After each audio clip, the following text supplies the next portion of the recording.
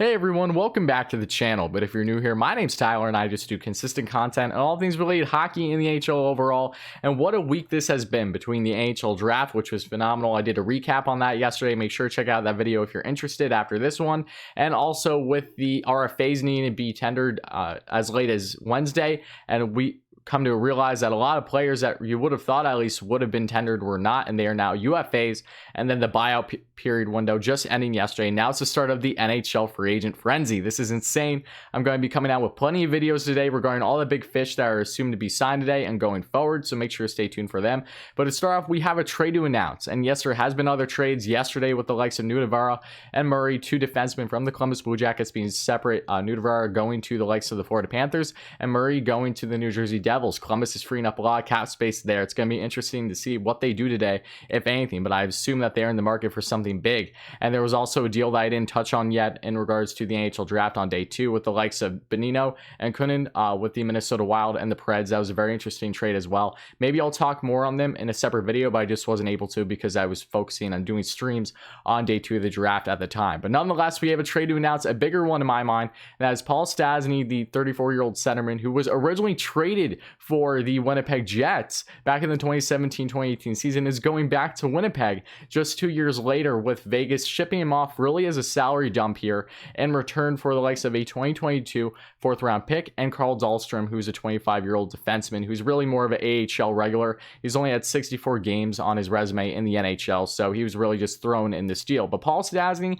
it's interesting because I remember when he was dealt, and the Jets have struggled to keep a, say, second-line centerman that they've been trading for over the past couple years. Look at Stastny and Hayes, for example, to actually stay with them after they are done that season in playoffs with the Winnipeg Jets. But Stastny didn't have the Jets on his team as a team he wouldn't like to be dealt with, because he does have a 10-team list for his modified no trade clause on the last year of his contract of $6.5 million. So that is immediate cap relief for the Vegas Golden Knights that are fully going all in, I believe, today with the likes of Alexander Pietrangelo. I think they're really interested in him, or at least a big-time right-handed defenseman nonetheless. If they can't land him, I can expect them to go for some other big names as well, either via trade or in free agency. But they free up some crucial cap space because they currently have none, given the fact that they re-signed the likes of Robin Lehner. They're trying to figure out that Marc-Andre Fleury situation still, among others. But I expect more with Vegas today for sure. And the Winnipeg Jets now, they get their 2C for at least next season. He has one more year on his cap hit of $6.5 million. And Stastny, the 34-year-old centerman, he's 6 foot,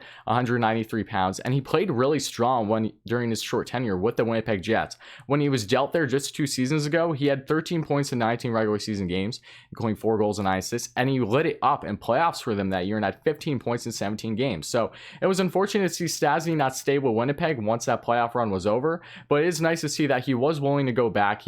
They weren't a team that he wasn't not interested in going back. It just is surprising how things come full circle here. But Winnipeg immediately gets their second-line centerman for at least next season, as they're going to continue to compete. I expect a lot more moves with them. But they originally had a cap space of around 11 mil. Now it's dropped down to 4.5 mil because they're taking on that entire cap hit of Stastny at 6.5 mil. And if you look at how Stastny did this past season, not bad at all, but he is more in the latter years of his career. He only had 38 points in 71 games, including 17 goals and 21 assists. And last season he had 42 points, including 13 goals, 29 assists. So Stastny's a guy you can really just expect to loom around that 40 to 45 point plus mark when it comes to his point production at this point in his career. But I think this was great for the Winnipeg Jets. It was somewhat surprising in my mind to see them go for Stastny again, given the other guys that were, say, available either via free agency or just through trades. But Vegas didn't get much of a return, rightfully so. This was strictly a salary dump. Same thing with Murray to the Devils yesterday, for instance, and I expect more things with Columbus. But I'm so excited to see what this NHL free agent frenzy is going to hold today. I hope you guys stay tuned and be here for all the videos that I'll be posting, because it's going to be nuts. I'm going to be doing my best insider impression on my phone, constantly looking at all the reports of Darren Dreger, Elliot Friedman, Pierre LeBrun, you name it. And on NHL Network, I have my TV propped up right in front of me. But this is a crazy day.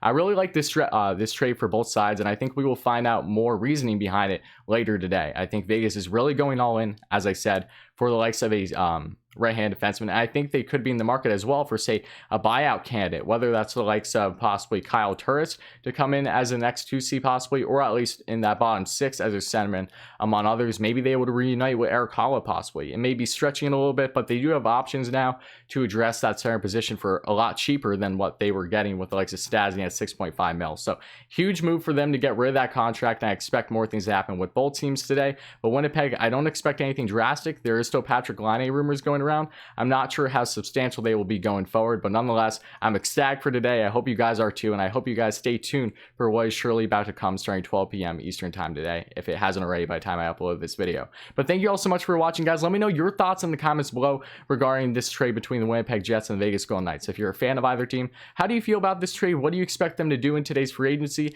And make sure to stop by for my other videos that will surely come later today regarding all the free agents that are sure to be signed today. But thank you all so much, guys. Hit like and subscribe if you enjoy this kind of hockey content. As always, thank you all so much for the love and appreciation thus far on the channel. It really means so much to me. We hit 1.5k subscribers. Thank you all so much. Now let's get to 2k. We're going to get there sooner rather than later because you guys are the best, and I know this channel is just the beginning, truly. But thank you all so much, guys. It means a lot, and I'll see you guys very, very soon.